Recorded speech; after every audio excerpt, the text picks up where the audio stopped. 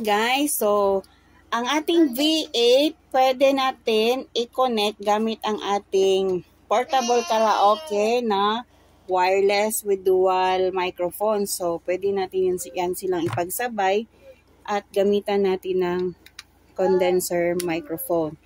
So yan, makakagawa din ako ng content niyan. So ito, nakikita nyo ba?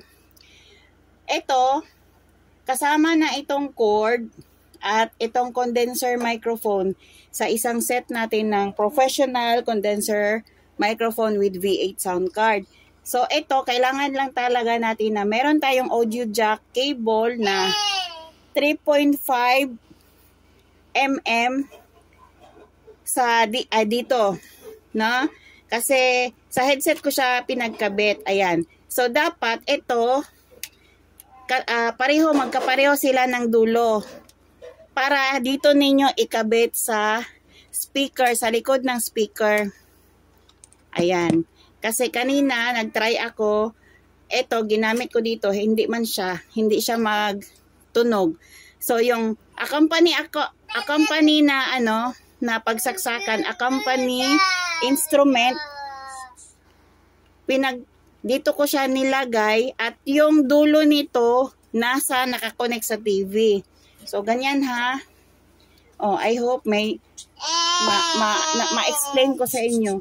So sa likod nito, meron tayong audio jack dyan.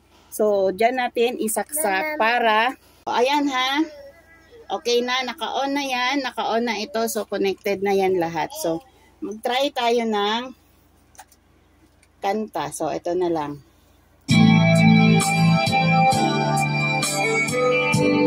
Okay, i-test na natin ha. Okay na. Natingnan ko na yung echo at saka yung volume. Pero yung kanta patapos na. So, tinanggal ko yung cover. Hello.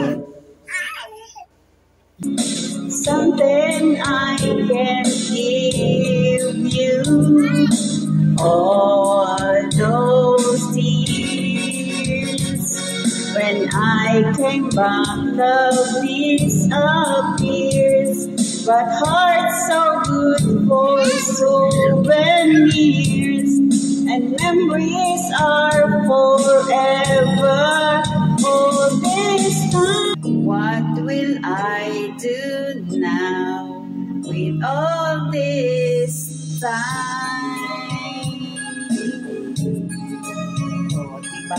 So, pwede tayo magkanta.